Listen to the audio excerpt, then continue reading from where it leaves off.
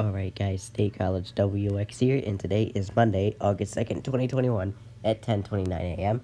And we are now beginning episode 3 of State Convective Risk.